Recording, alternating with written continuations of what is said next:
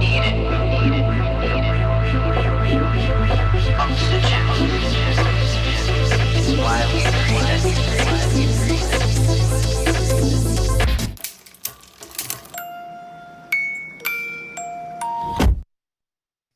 Hey everyone, welcome back to the Grit Files. I am your host, Loralyn Mears, and we are in season 4. If you would have told me a few years ago that we'd be still going with this, I'd be like, nah, you're crazy. There's no way. People aren't going to want to listen to my voice. They're not going to be that interested in all of the kinds of things that we're doing. But our guests are making this show fabulous. And we are kicking off season 4 today with Lorrie Thomas Ross. And she's the founder in digital marketing. She's got a couple of businesses, but what makes it really unique is the approach that she's taking. One is web marketing therapy, because admitting you need help is the first step. That's clever. And then she's got this Wild Women web that's really interesting with wonderful graphics. And it's all about getting rooted, sowing the seeds, and growing. A lot of metaphors and analogies there that she's playing with. And it makes it really kind of cool. So with that, hey, Lorrie, welcome to the show. Thanks so much. It's great to be here. Well, we're excited to have you. Now, just in case that I slaughtered your businesses, why don't you just tell our audience in a quick nutshell about them? Absolutely. Web Marketing Therapy is a marketing optimization training and management company. You do what you do best. My team and I handle the rest. And marketing should not feel icky, yucky, stressful, or overwhelming or expensive. And if you have any of those strange feelings about marketing, you're doing something wrong. And so we come in and we diagnose, we prescribe, and we guide. And the name of the game is healthy, sustainable marketing solutions. And I have to say solutions and put a pin in that, because so many firms are selling services. They're selling social media or websites.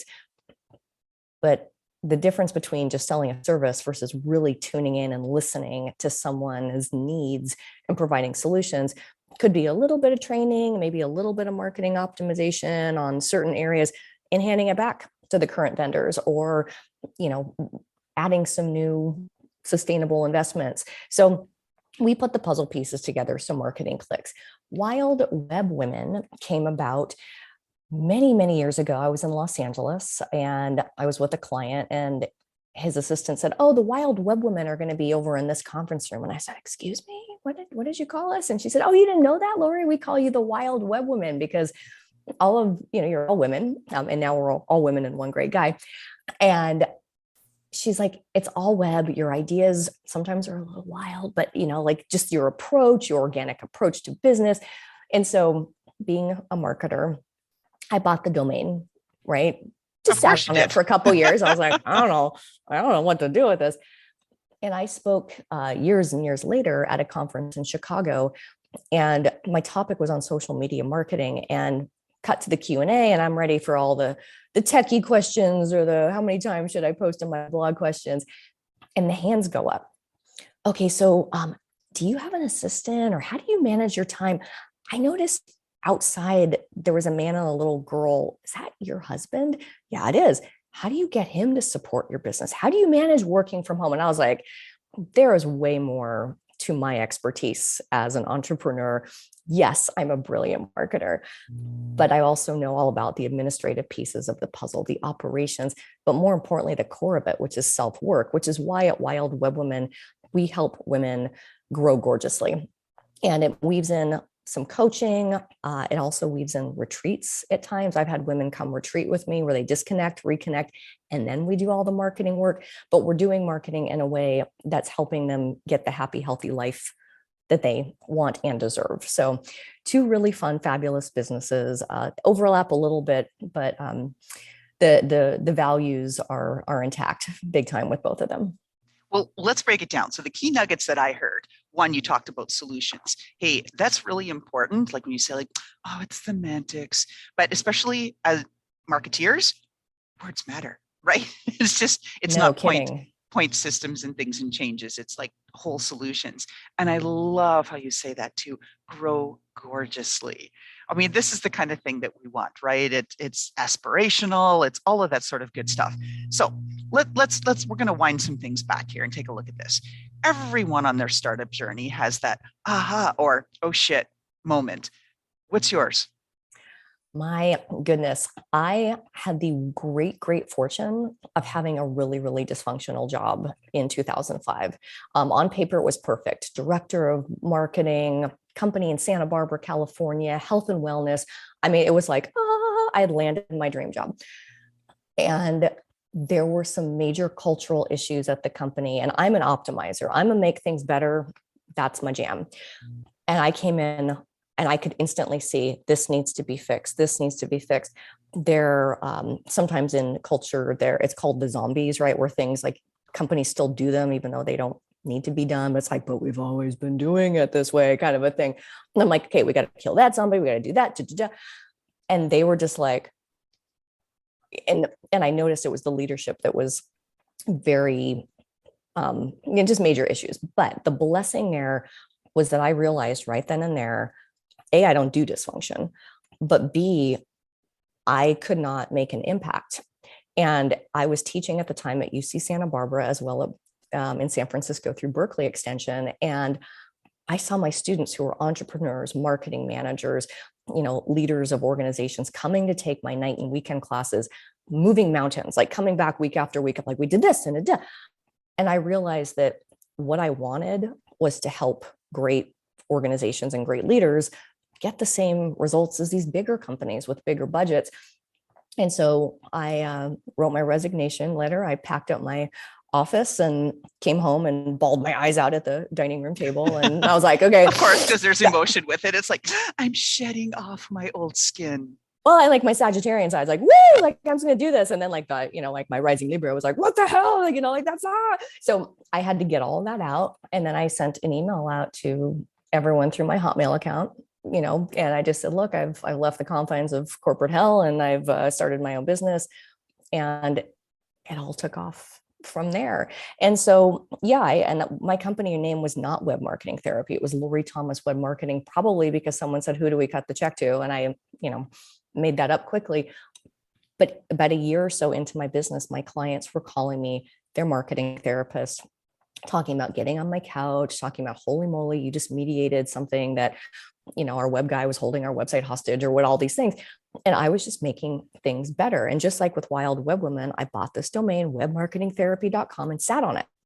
And I told people that I wanted to start a company called Web Marketing Therapy because therapy has a healing quality. And I had people that I adored in my industry. They're like, oh, no, you shouldn't do that. And again, those blessings, hearing that, but instantly not feeling defensive, not feeling defeated, but saying, well, I appreciate your feedback. And here's what Web Marketing Therapy is all about. And just hearing the ease and flow of how I explained what we did, but also knowing that these people probably weren't my target client anyways. And it just got me on this path of not just providing value, but working in alignment with my values. And when I started to voice that with the Web Marketing Therapy brand, and then years later through the Wild Web Women brand, everything fell into place. It's amazing when it all comes together. But there are dark days, right? We all have them. What keeps you going on your darkest? I don't have. No, I've had a perfect time this whole time. You just have? Kidding. Oh just my goodness, kidding. You're our first guest in 100. Right. No, just kidding. The things that you don't think about when you start a business, right? You start a business with passion, with purpose, and then I was like, one of my earlier clients, years into a gorgeous relationship, the CEO was embezzling money from the company, and suddenly for months and months we weren't getting paid. And as an employer, I'm paying my team. And I was like, oh, wait, no, I'm really good at marketing. And so, those are some of the early years. I remember, picking up checks at the UPS store and getting in my car and tearing up, just knowing I was going to make payroll, right? And those are in the early years. And so, you're always growing and you're always evolving. So I'm just trying to think of some of the, and as you grow and evolve, I'm thinking of some of the dark days. For me, a lot of the darkness was just in the nitty gritty of management. And, I had, in the early years of my business, someone who was just an amazing team player and then suddenly wasn't. I think that was probably my darkest moment, was having to sit someone down and say, we need to break up and see other people. But again, making sure that I did that with class and with grace, but also with the right people on my side. I feel really fortunate that I'm very good at asking for help. That's one of the things that I lead with in marketing, and watching these great leaders. I'm like, oh no, I can write that blog post. You can, but that's going to cut into your family time. And so maybe you talk and we type. But I've always figured out how to invest in the right people. I mean, even down to, I had a bookkeeper, like, no joke, like, it's in the IRS records, who left like the universe, like, pieced out. Like, we don't know if this person, like, there's no record, there's no Google searches, there's like no Facebook. And so, that created, some weird tax stuff that I was like, had to go back and clean house. None of it had to do with marketing, but it had to do with leadership and how to handle things. And it makes me more sensitive to the clients I serve, because I get it, right? Like, I'm a business owner, they're business owners. So yeah, it's certainly not cake and roses all the time, but I'd still never go back and do anything else. You just keep going. Now, let's pretend you've got a magic wand here. I'm giving it to you and you're waving it. Who's listening right now? Intentional leaders are listening to us right now. Intentional leaders who lead with passion and purpose, who genuinely are in love with what they do and are doing it, to make a difference. Those are the folks who come to us and say, hey, I'm doing a great job. Now what? Or some who are like, I'm really struggling. Now what? But folks who understand the value in investing in other thought leaders to come into their container and educate them and empower them so that they can continue to grow. That's how we grow. Is we, what got us to a 7-figure business isn't going to get us to the $5 million business or the 10 or the 20. And so continually investing in professional support to brand build and boost business. Those are the folks who are listening and going, oh, yeah, like she speaks not just of the science of marketing, which I can geek out all day long. That'll be a whole other podcast, but also the art and the heart of marketing. Oh, I'm all about that. I'm a big advocate for professional development and training everyone, right? Bringing equity into the equation. Why should only the 0.1% of executives have access to coaching? Like, don't they have everything already? But anyway, again, Yes. like you talk about soapboxes, we'll come back to that. Now, we're going back in time, Lorrie. We're going to snap through things here as we start to work towards bringing this podcast home. If you had to go back and say something to someone, maybe they created something negative for you in your business, maybe they did something absolutely wonderful, you can name them or not name them and just say, what would that sentence or two be that you would say to that person that's coming to your mind right now? I have that intuitive side of myself, and I can see the words lead with love. That was the first thing that came up. Leading with love can be loving your clients, loving your team, loving your family, but most importantly, also loving yourself. Whether it's someone who's just at that job and they're just not loving it, don't wait for your employer to tell you it's not working out. Take that initiative, lead with love. Love the fact that you're having these feelings of discomfort, or love the fact that when a vendor sends you an email and you cringe, know that that's a sign, and know that you deserve better, and that the energy that you bring into your business with vendors, with coaches, with employees, with, even clients, there needs to be that relationship. And that's the foundation of all marketing. This is the academic, like, teacher how to coming on. The true academic meaning of marketing is maximizing exchanges, which is a very transactional sounding thing. I just say, look, it's relationships. Whether someone joins your email list, follows you on social media, was a client, got all the results they needed, and refers you to someone else, it's all relationships. And when we approach relationships in a happy, healthy way, the name of the game is also leading with love for yourself. When you love yourself, you can love others. And so, going back in time, I can hear myself needing that advice at times, where maybe I was trying to pour from an empty cup, or, not saying no if a deadline was too soon or something, right? Yes, right. Yes. But if you can go back to the love piece of it and take out the, I don't know if I have enough time, or I don't know if I can pull an all-nighter, or I don't know how I'm going to pay my bills, just go back to the love, like, get to the real core, the real heart. That's where the answers to what your next move is, to how to approach something, how to, tell someone that, maybe you're not happy with the results that you're getting. If Oh, you I do it like from a it. place of love, it just suddenly it becomes a lot easier, like the answers of what to say, even like, how do I say it on my website? Lead with love. It's not a matter of what keywords you're going to need on your homepage. I mean, sure, it can help for search, but when you help people understand and you're doing it with love as the foundation, doesn't matter what industry you're in, it works. There it is. Lead with love. All right. Undo button. You get to hit it once. What are you changing? Personally or professionally? Whatever you want to share. Oh, I try not to bust out the F word, but fun. Okay. Not having enough fun. Totally. I can think of times where I missed family functions and I, had things that I could have just enjoyed, but because I was so focused on this business baby of mine, there are definitely times where I forgot to have fun. Okay. What do other founders then? Maybe that's the message, Lorrie, really need to hear from you or learn. Give us a line or two. That best tip kind of thing. Always do what you do best and have others do the rest. We don't grow by ourselves, right? Plants don't just magically like sprout from the ground. They need soil, they need water, they need nourishment. That is how we approach our business. It's the same as health. There's a holistic approach to business. You can't go to the gym every single day and eat McDonald's and expect a result. It has to all be the hydration and the nutrition and all of that. So the same goes with marketing. And if you're working with a team that really gets you, that isn't just doing it for the paycheck, but really gives a darn about your business and wants to see you thrive personally and professionally, it's a game changer. This is one of my favorite questions, not just on a podcast, but just when I'm meeting other gals and female founders, and or male founders too. I ask, how have you changed since you started this journey? Oh, I'm nicer. Easiest answer. I can hear some of my longtime team members going, I am very intense, which is wonderful as a leader, but sometimes I forget to have that soft side. And as I have aged and saged and become a mother myself, I have a now 10-year-old,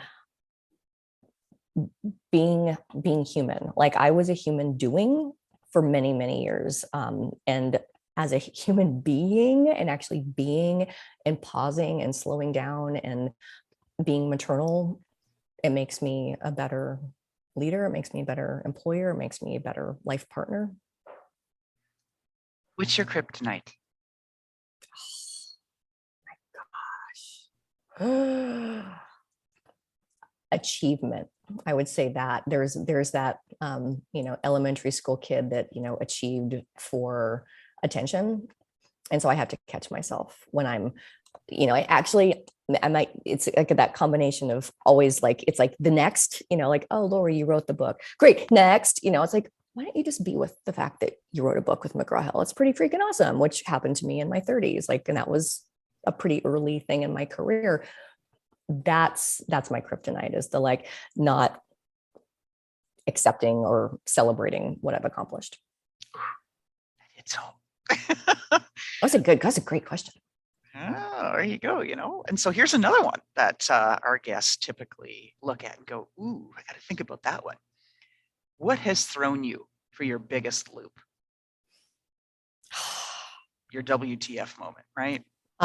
It was a major WTF moment. In 2018, I was leaving a volunteer meeting, something I felt very obligated to do. I was burnt out. I was, patting myself on the back for going to the gym, 4 or 5 days a week, whatever. And, but felt guilty, staying at the meetings. My husband and daughter were at home and like all these things. And mind you, where the meeting was is where I have a vacation house. So that I could have stayed at this house. I, no joke, drove my car off the road. A road I've driven thousands of times. I was driving in the fog. I went through my text messages, in the morning, and a neighbor was like, I saw you with the police. And I was like, yeah. But by the grace of God, my car was cushioned by a bunch of shrubs. But the text I sent to her was, I was foolish. I was driving, in the fog and I didn't have my brights on. And I didn't want to inconvenience the other cars coming my way, which is so me. Like, oh, let me make sure everyone else is okay. And, but, fog is an acronym for fatigue, obligation, and guilt. That was my game changer. And I was trying to be the best wife and the best mom and the best employer and the best, vendor to my clients. And and the best volunteer. I didn't want to go to this stupid dinner. And I went because I felt obligated and I felt guilty, not being home with my family. It was like all this stuff in fog. We can live life through this fog all day long. And now paying attention to that of like, ooh, feeling a little rundown. Or no, I'm making that decision out of obligation. Let me hit the pause button. And like, or you can always say, let me get back to you on that. But when I clue into those pieces of fog, it really helps me because, so many of us go through life of like, oh, it'll get better. I'll go, oh, let me just get through this dinner. Let me just do this. And now, I was just visiting a friend. She was coming to a city from her city and I came in from mine and we met halfway and she goes, you said, I'll do this, but not that, and not this. And she was giving me a hard time. And I was like, look, I just don't, I'm a member of the I don't want to club now. And there's things, if I just don't want to do them, I don't do them. If I don't want to do a contract for less than what I've proposed, I don't do it. So yeah, fog. And it's very easy to fall into that, but really necessary for us to stay clear so that we continue to be happy, healthy, and wealthy. See that path forward, right? With that fog lifted. That's a lovely analogy. That's going to be one that I think I'll be applying in a lot of my life. So thank you for sharing that. All right. We're almost ready to wrap up here. How can our audience help you, Lorrie? I love to hear from people. And I don't know if guests have ever said this before, but when you listen to podcasts or if you're hearing a speaker at an event, being part of speaker circles, either through speaking organizations like national speakers associations, a lot of times we get together and we say, isn't it interesting how no one sends us emails? And you say, I invite you to reach out to me. I say, I invite you to reach out to me through LinkedIn. That's a great way for me to get to know someone. Then we have that connection through that platform. But I truly invite people to reach out, whether it's, this was an interesting podcast or, wow, I'm, interested in a career in this. Speakers love to help. And so, yeah, that's what I would like to invite. All right. Hey, listeners, everybody heard it. Go find Lorrie Thomas Ross on LinkedIn and send her a DM. All right. Last question. This is my favorite. And it is my signature question for the Grit Files podcast. We are now going to go into your closet and you are going to describe to us the pair of shoes, heels, boots, flip-flops, sneakers, whatever it is that personifies who you are. What are we looking at? I am like in heaven. Okay. So fun fact, I was a former stylist in a former life. And so that's how I got recruited into the web world, was actually a client I styled who lured me into the internet world in 1999. So I love fashion. Everything from my Golden Goose sneakers, which make me so happy, to my flip-flops, originally a California girl, now living in Atlanta, still have that kind of chill vibe. But then I've also got, my loud screaming Diane von Furstenberg dresses that I feel like sometimes I just need to put on and do my thing. Oh my gosh, my leather jacket. I love boots. I mean, fall, winter time, I can just be in boots 24/7. Nothing too high. Like I live to walk. I love walking towns. I love to move. So, it's that blend of fashion and function. Oh my gosh. Yeah, but definitely like shoes, scarves, accessories. Yeah, I definitely have some great things, and always my gold hoops. That's like my signature thing. But I wear a lot of black and white. I kind of have that neutral palette, and then I've got these wild pops of color when I'm feeling sassy, which is like most of the time. Oh, there you go. All right, listeners, you heard it here. We would love to have you subscribe to our podcast. And hey, if you're feeling generous, throw 4 or 5 stars our way on Apple. So with that, Lorrie Thomas Ross, founder of Web Marketing Therapy and Wild Web Women, thanks so much for being on the show and sharing some of your ideas today and concepts around fog and holistic healing and approaches to, well, staying balanced as we got through this journey of being founders. Thank you so much for being on the show. Thank you. And how about that fantastic intro by Touch Circle?